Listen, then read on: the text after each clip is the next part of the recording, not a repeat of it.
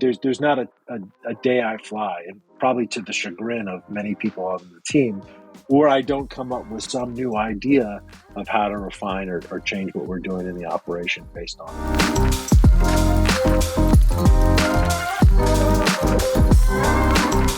How do you build a career around a passion for aviation when that was never even part of the plan?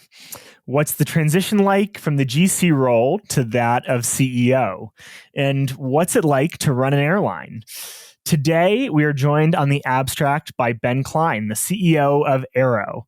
Aero offers a private jet-like experience by the seat on flights to destinations like Aspen, Sun Valley, Los Angeles, and Los Cabos. All nice places in either the summer or the winter, pretty much any time of year. Before taking on the CEO role, Ben was the first officer and the general counsel. And before Aero, Ben was the GC of Skyryse, an autonomous helicopter company. Ben also previously had his own law firm focused on aviation law, and he started his career at Davis Polk and Paul Weiss. Ben, thanks so much for joining me today for this episode of The Abstract. Absolutely. Happy to be here, Tyler. This is going to be a fun conversation. Before we get started on your career, though, I'm curious. I listed out some pretty great places. What's your favorite destination that Aero flies to? And since you are a pilot, also who flies aeroplanes, I'm curious if the destination that you yourself like to fly to is any different. Is there like a particularly cool airport that you like to land at? Well, good question. I hate to play favorites, but I think that, and it depends on the time of year, to be frank, also, right? But Sure. One place that I'd never been to, actually, until I started working at Aero was Cabo. And I've been lucky enough to spend some time there in the past 3 years. And I do love Cabo. I was surprised by the amazing restaurants. I've had some of the best meals in Cabo. Including a place we partner with called Flora Farms, which is a combo, sustainable farm, restaurant, hotel located near San Jose del Cabo. So Cool. I'll go with Cabo today, but if you ask me tomorrow, my answer might change. So I was going to answer the second part. So in terms of flying, Aspen is a unique airport to operate into. Quite challenging. Given terrain, and challenging even on a nice day, and many days in Aspen are not nice, which adds additional challenge. And we actually, at Aero, all pilots do recurrent training every year. If you're a first officer, it's once. If you're a captain, you go twice a year. And as part of every training, we do a day devoted to Aspen, both studying process and in the simulator. Because it's that much of a unique sort of operation into the airport. So for a pilot, it's you're on your toes, and it's a lot of fun. I've been to Aspen a couple of times, and I think both times we've been rerouted to Grand Junction instead of being able to land there. I actually don't know if I've ever landed in Aspen by plane before. That's a common lament, and you know what? It happens a lot. Like you said, either if you fly the airlines, you're going to be rerouted to Cabo, you're going to be rerouted to Grand Junction or Denver. Sure. At Aero, we're lucky enough to be able to divert into an airport called Rifle, which is only 45 minutes away. And we've developed this whole seamless procedure where we send out cars to pick guests up in Rifle and drive them to Aspen. So when we have to divert, which happens just because of wind and weather, it's not quite as inconvenient as when you're going to Grand Junction or Denver. The one benefit of that, the one benefit of being diverted is maybe there's a snowstorm, and maybe it means you're arriving for like a powder day the next morning. True. That's right. If you're lucky. Ben, where did your passion for aviation come from? Was there ever a point in time where you thought that you were going to be a professional pilot? Boy, that's, you always like to think that your passions are somehow innate and they're authentically yours. I can't remember a time not loving airplanes. But that being said, the seed must have been planted somehow in a way that in my subconscious that I can't really remember. But I, from an early age, begged my parents to get me flying lessons, and believe it or not, they relented when I was 12, and I took my first flying lesson ever when I was 12 years old. Wow. So it's been something that, yeah, like I cannot remember a time when I didn't love airplanes. There was a time, I'll say, when I went through a bout of air sicknesses. But when I was like 6 or 7, I remember routinely having to use the old bag in the seat pocket in front of me. Oh, But yeah, other than that, yeah, to this day, I spend an awful lot of time thinking about airplanes. that's really cool. I mean, when other kids were picking up soccer or just sort of graduating to like baseball, or were you reading operational manuals for aircraft in advance of trying to get on one and fly one yourself? Well, I don't know if I got that technical, but Yeah. and I was interested in all the other kids stuff also, but I did actually used to buy my father books about how to learn to fly for his birthday, uh, even before, as sort of a suggestion, because I thought if maybe I got him into it, it'd be easier. And this is, I was like 9 or 10 years old when I was doing this kind of Yeah, stuff. So I don't know about operational manuals, but I was finding ways to learn as much as I could early on. that's cute. I mentioned, you worked for Paul Weiss and Davis Polk and were doing sort of corporate law.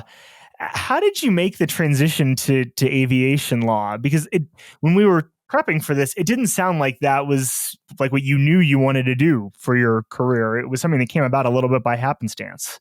Yeah, well, a lot of going to law school sort of came about by happenstance. I'm not going to pretend. I'm not someone who put a lot of thought into the decision to go to law school in the first place.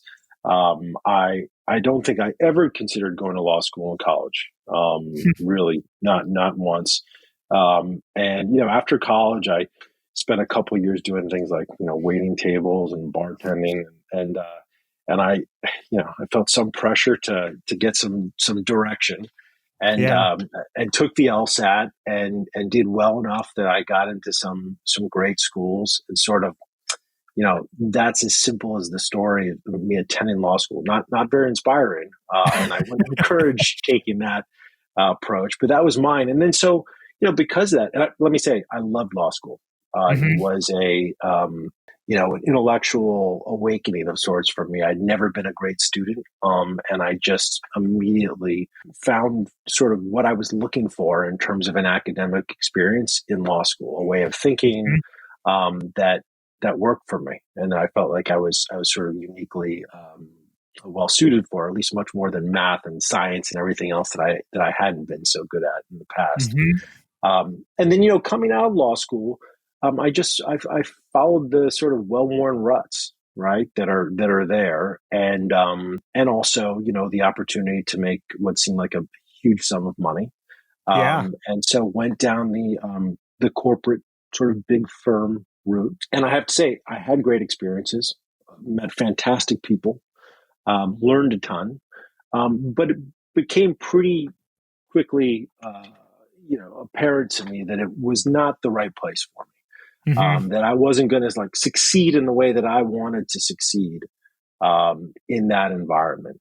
And so, I had to spend some time thinking, all right, here I am, right? I've spent a lot of time and money getting a law degree. And where am I going to take this from here in a way that sort of makes sense and work? Hmm. And I didn't, I wish I could say that I had a eureka moment while at a big firm. Oh, it should be aviation law. But, it was a much longer process than that. I left the big firms altogether. I went to work for a smaller firm doing, was really getting my hands around running cases from start to finish myself, doing the kind of things you couldn't do at bigger firms, learning how to be a lawyer in a lot of different ways than I'd learned in a big firm environment. And after a year or so of that, I had my first trial that I participated in, and it involved an airplane. And that was just luck. And all this time I'd been flying sort of on the side as a passion and a hobby, and it was still very much part of my life, but completely divorced from what I was doing professionally. And I Uh-huh. think that was sort of the moment where I was like, okay, this is going to fit together here. Hmm. And from then on, it was just a process of how do I make that work? Because this was just one Right. case. right? I hadn't built out a practice. I wasn't an aviation lawyer in any way.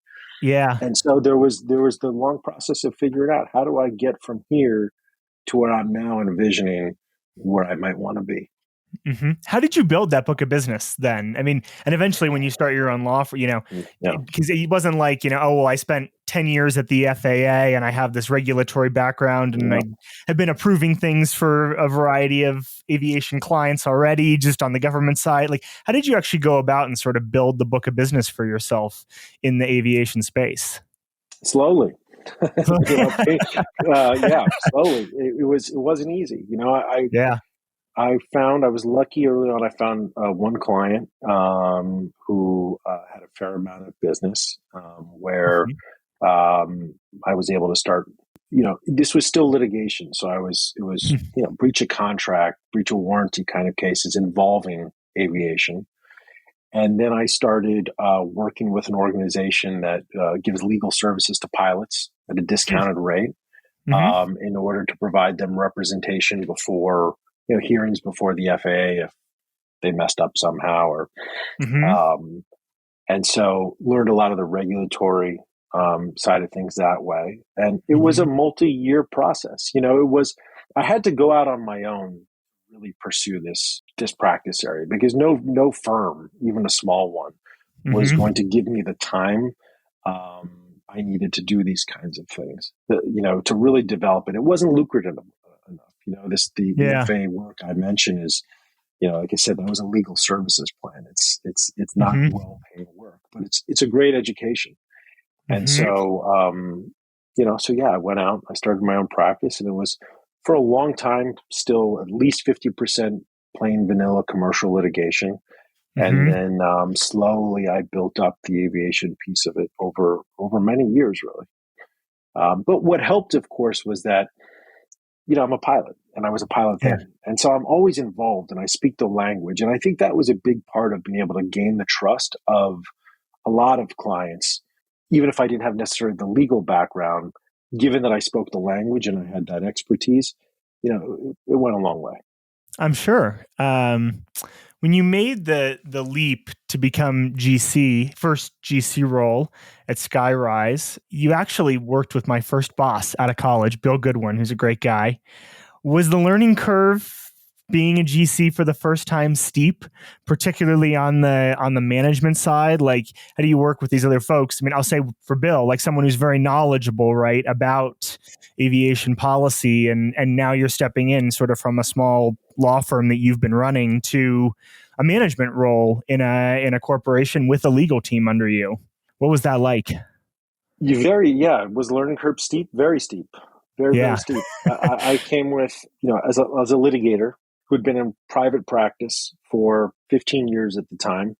And I knew nothing about venture financing, IP, privacy, all these things that are sort of the key parts of what a GC does in a venture-backed company and or any company really, but a small company. And so there was an awful lot to learn. I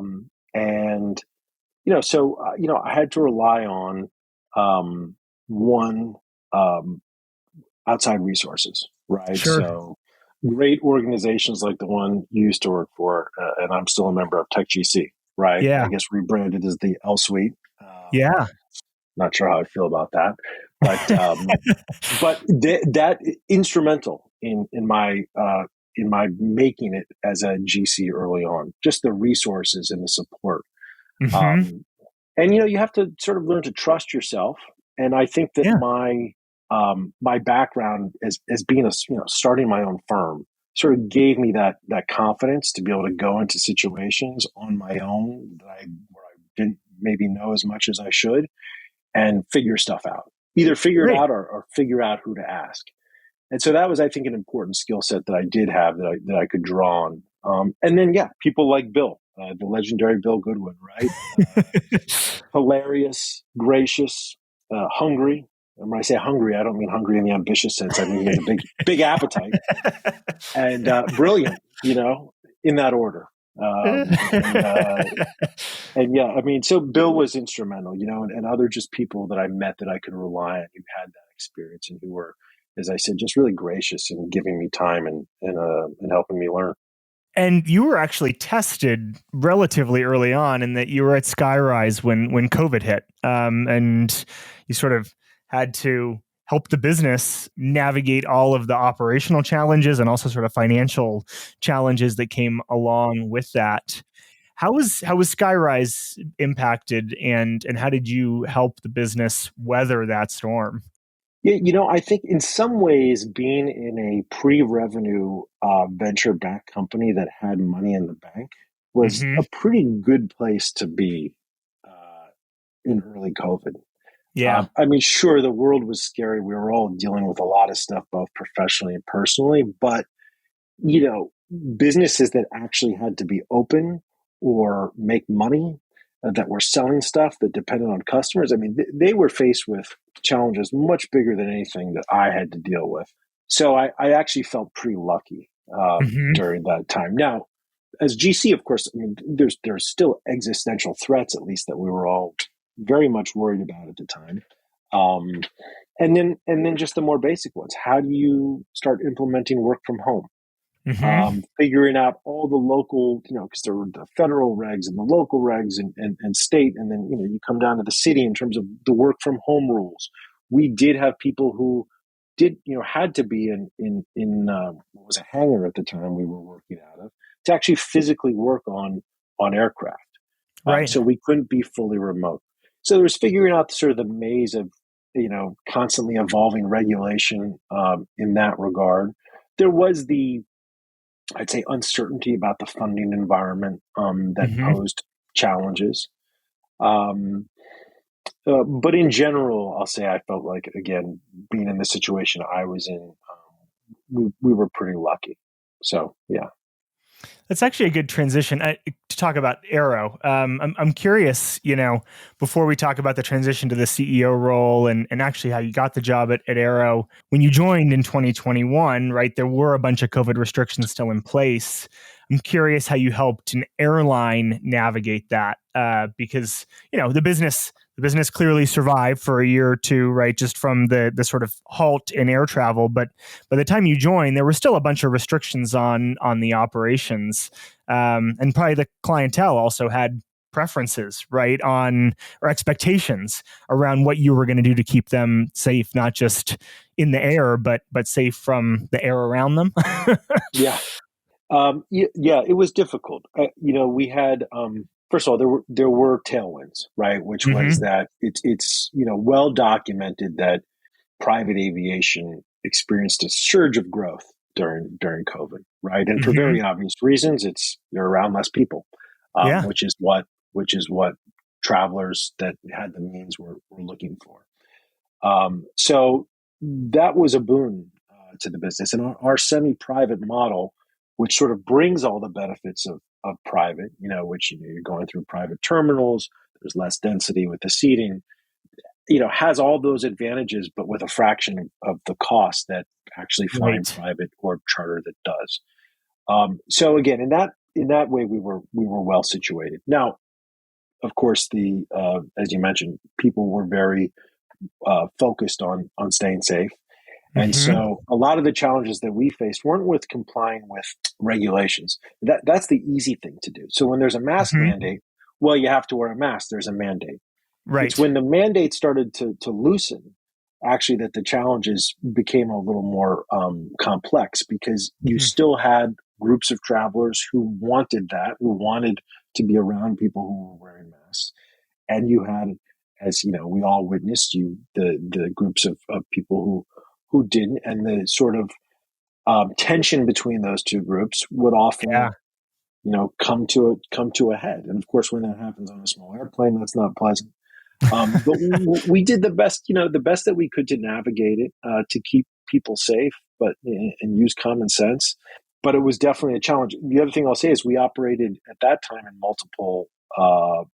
We weren't only in the U.S., but we were also in Europe at that time, Oh, which interesting. presented its own very complicated challenges, because you'd be flying from one place that had a certain set of regulations to another that had a different set of regulations. So keeping Huh. track of it all was quite challenging. What was it that attracted you to Aero, sort of taking a step back in the first place? Why did you decide, this is the right next step for me? This is a place that I'm excited about joining. Well, it was so how I met, I'd known Uma Subramanian, the prior CEO. And, actually I met her, how I met her is a story I love to tell because it just goes to the importance of kind of like getting out there, even when you don't feel like it. To go to industry events and just other things, networking, whatever it might be. So I had been I was at a conference for vertical takeoff and landing vehicles, like the kinds manufactured by Joby and Archer or others. And at the end of it, there was a networking event. It's like a open bar or something. And I was tired. I'd been there all day. I very much wanted to go home. But I said, you know what? Okay, I'll go. I came out here. I'll go get a drink. And there I met Uma, who was a University of Michigan grad like me, an aviation geek. And we just sort of hit it off and started talking. So we developed a relationship. And in fact, Skyryse, she introduced me to the people at Skyryse, which is how they became a client, where I went in-house. And then, Uma was CEO, and she gave me a call one day and said, hey, I'm looking for a GC.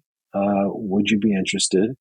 And I'd love to say that I played hard to get or deliberated, but for me, it was it was a dream really to go to, if you think back to where I'd been and which was essentially trying to get, wayfinding, doing all these different things to get this opportunity to go in-house, to work for a really cool air carrier that flew, sleek black jets to cool places. Yeah. It wasn't hard to say yes to that. Was it part of your negotiation strategy to include the first officer role? I don't remember it that way. I've heard it retold that way, but I don't remember it that way. No, it was just, I came in as a commercial pilot and flight instructor. And so when the time was right, it was something that, I thought made sense. And, the business gets an additional pilot and I get to learn a lot more about the business at the same time. I'm sure actually that was probably a really important set of learnings about how the business operated, right? Like you really actually got to see it from the inside, not just from retold, anecdotes from various folks who work for the company who are out there in the field. Yeah, I think that's right. Listen, any time that, you're a leader and you get to be involved in sort of the day-to-day operation of the business, whatever it is you do, whether it's a restaurant or a manufacturing plant, it's a good thing, right? To see, and in a real hands-on way, not just like parachuting onto the factory floor, but to actually participate. It just teaches you a lot about what you're doing as a business, about the challenges, about what your employees are going through, about what your customers think and need. It's being able to fly has been a real, first of all, it's a privilege and it's a lot of fun, but I also think it's been, an asset as a leader at Aero, whether I was GC or now CEO, and it gives me a unique understanding of the business. Now that being said, of course, it's not possible for most airline CEOs to also fly the airplanes, right?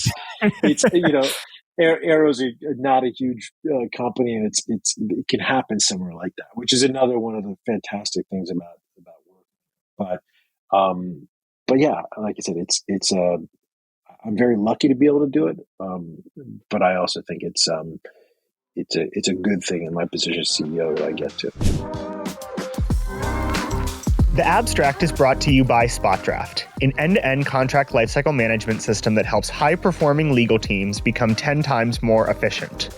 If you spend hours every week drafting and reviewing contracts, worrying about being blindsided by renewals, or if you just want to streamline your contracting processes, SpotDraft is the right solution for you. From creating and managing templates and workflows, to tracking approvals, e-signing, and reporting via an AI-powered repository, SpotDraft helps you in every stage of your contracting. And because it should work where you work, it integrates with all the tools your business already uses. SpotDraft is the key that unlocks the potential of your legal team. Make your contracting easier today at SpotDraft.com. Are there any times that you can talk about where you felt like the experience that you had on a flight or working with a captain or led you to view a sort of like exec level problem or a strategic problem in a very different way and or led you to identify a sort of challenge in the business that then you were able to go off and solve, right? Like, in other words, were you able to really sort of bring back that experience from, you know, the cockpit to the boardroom in any specific circumstances? Yeah, I mean, I can honestly think of a ton of them, and it's, you know, from the smallest things, like when the network planning team will put out a schedule, and will require, let's say, a turn to be the time between a turn 45 minutes, right? So when you land to when you're going to depart again, you know, I can assess whether or not that's a feasible amount of time. Right. Having gone through it many times myself. When it comes to our fueling policy, right? How much fuel we're going to uplift in certain locations. Fuel in Aspen is much more expensive than it is in, say, Cabo. So we have to be very careful about the way we fuel. I have experiences that I've had fueling have led me to discuss with the team different processes we could have put in place to take advantage of differences in fuel pricing. You know, the list goes on, but there's not a day I fly, and probably to the chagrin of many people on the team, where I don't come up with some new idea of how to refine or change what we're doing in the operation based on what I've experienced. I want to ask you a few more sort of questions about the CEO role. That's great. The first is when you made the transition from GC to president to now CEO, imagine part of that is like you have to build confidence among the investors that you're the right person. How do you think you went about that? How did you build that confidence that you could take on the CEO role? Well, I mean, you'd have to ask them that. But listen, I think there's a long history of GCs becoming CEOs, right? People tend to think, well, it's more of a CFO thing or chief marketing officer thing. But even in the airline industry, some of the legendary CEOs were actually lawyers. So Herb Kelleher, who was of Southwest fame, probably the most well-known airline CEO, beloved figure, was the lawyer before he was a CEO. I did not know that. Yep. And interesting. By the way, in practice for a long time, in private practice, Richard Anderson of Delta, probably the CEO is credited with turning Delta into the powerhouse that it is today. Lawyer before CEO. I mean, so the list goes on. So. And I think there's a reason for that, and that's because GCs, I think, as members of the executive team, are uniquely sort of touch all different points of the business, and so get a really deep understanding of how a business works as a result of their role. Now, of course, CFO and others do as well, but I think GC tends to really go deep into many different aspects of the business because that's what the job requires, right? Yeah. And then, obviously, at the end of the day, being a CEO is about judgment, right? There's decisions to make, and you bring your judgment to bear when making those decisions. And, I think GCs typically are, if they're getting to that level, have their judgment assessed, has been trained, and they're probably pretty strong in that area. And then as a litigator, even more so. I mean, I think there's few crucibles out there for developing, sort of making judgments in a quick and informed way, and also a relationship with risk, right? Yeah. I think that GCs also develop a relationship with risk that's a really helpful thing to bring to the CEO role. So I'm not sure what of that mix is what ultimately gave the investors confidence, but I think it's those things, along with the fact that as GC, depending on the way you've structured it, but you have a relationship with the board, right? So they know you. You're present at board meetings. They get to see the way you think, the way you contribute to decision making. And I think so. All those things were helpful. With that in mind, I'm very curious about this question, and there'll be some other CEOs on the podcast this season too. Did you feel like you needed to have a mindset shift as you took on the CEO role? Did you feel like you needed to sort of maybe affirmatively say, okay, I need to spend a lot more time trying to identify new opportunities for the business, or I need to think less about risk, or with what you just said in mind, do you feel like it was sort of a natural continuation of the skills that you were already and the mindset that you were already bringing to bear in your day to day? Yeah, I mean, I'm not sure it was a mindset shift. It was definitely a responsibility shift, right? Yeah. So there's no doubt about that. And to your point of I was spending less time on certain things, especially legal things, than other problems and issues that the business was dealing with. But the mindset is the same, right? I mean, even as GC, I was involved in executive level decision making that didn't just concern legal matters. I advocated for decisions that I thought were the correct ones to make. And tried to be as persuasive as I could, even when I was GC. And the difference is now, of course, that I am the one making the decision ultimately, right? Right. But the mindset is, I'd say, at least for me, and given in the way that I was operating as GC, pretty similar. There's a weight there that there wasn't before, of course. Also, given that you're ultimately responsible for the decision making. But I think if everybody approaches the GC role differently. I very much at Aero, and it's because again I just have a passion for this. Right? It was the business itself is why I joined Aero, to be involved in air carrier, and to make decisions that went beyond, or to be involved in decisions that went beyond just the legal matters. And so that's how I approached the GC role. So it was a pretty natural transition. How do you feel like maybe you've worked to manage the rest of your executive team? Maybe two specific questions in there. One, maybe how have you needed to evolve as a manager, as the CEO now with a bunch of C-suite direct reports, and make sure they're working really well together. And then two, I'm really curious about the GC role and hiring someone for the GC role, and advice that you might have for others on that, because now you've been on the other side of the table. You're not the one being hired as GC, you're the one doing the hiring. Yeah, so the management piece, I will say that's also just a new skill that I've had to develop. In my entire career, you can actually look over it, and probably something I shouldn't fess up to, but I don't have, whether it was in private practice, either at big firms or my own firm where we had a couple of associates and a paralegal. When I went in house, when I was a GC, legal department of one at both Skyryse and Aero. And until I hired, about a year before I transitioned into the CEO role, I hired a deputy GC at Aero. So of course, and then to step into a role where you're managing a lot of folks, and folks in the C-suite, there's a lot to learn there. The benefit, or I hope that is what made it a little bit easier for me, is that I have a long working relationship with the members of the executive team at Aero.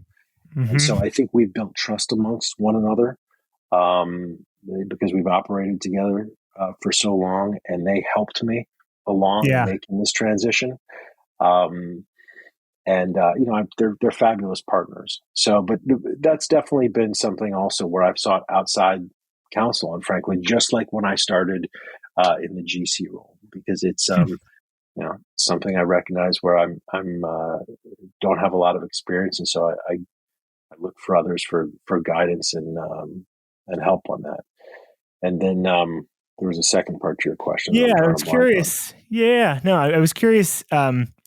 Now that you're on sort of the other side of the table, hiring someone for a GC position, and part of that question might also be, if you talk to fellow CEOs, advice that you give to them as they look for GCs who they can really sort of truly partner with. Yeah, hiring a GC for a startup type environment is a hard thing to do. right? Because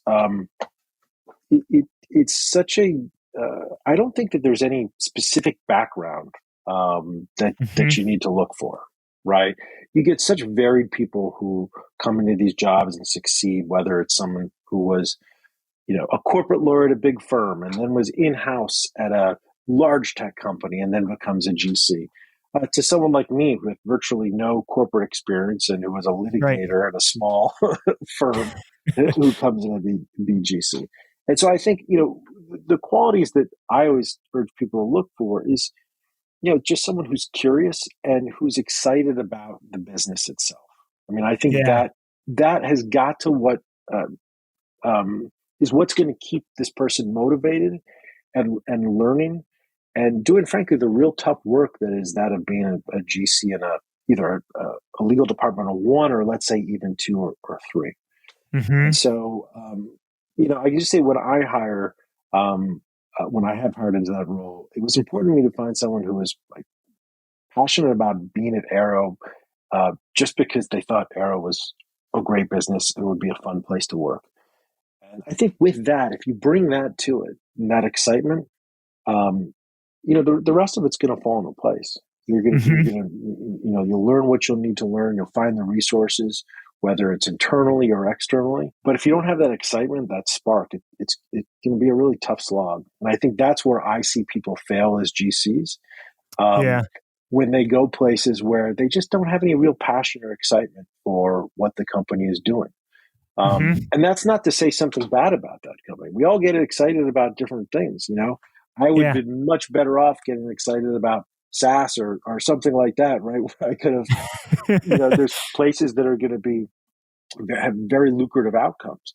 But at the end of the day, if you don't have that, I just don't think you can be your best self at work and really thrive. I love that mentality. A couple more fun questions, or I hope they're fun for you, that I like to ask most of our guests as we start to wrap up. The first is, when I fly, mostly commercial, unfortunately not on airplanes all the time, which would be very comfy. We'll change that.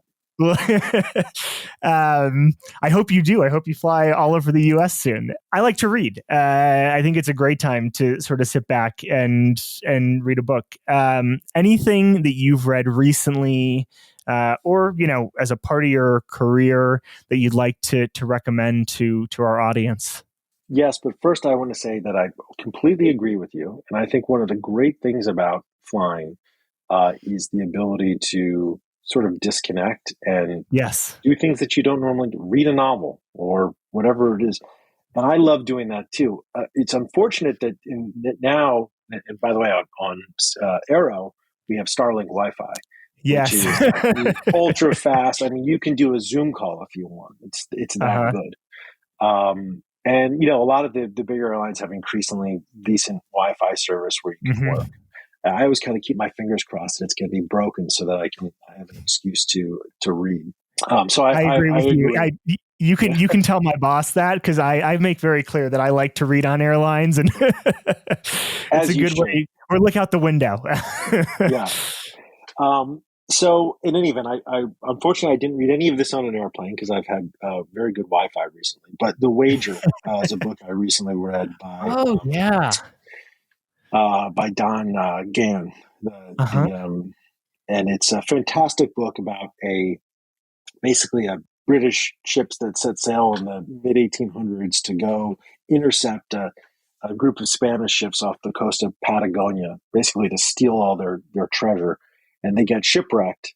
And it's about this the time it's about the entire voyage, and then just the months that they spend shipwrecked on this desolate coast of what's now Chile, and the hardship that they go through, the extreme circumstances. And I won't give it away, but it leads to some tough stuff. It's similar to the Endurance, a great book also about Shackleton, which is one of my favorite books, and has this similar thing. It's just Shackleton or Endurance is a great book about leadership.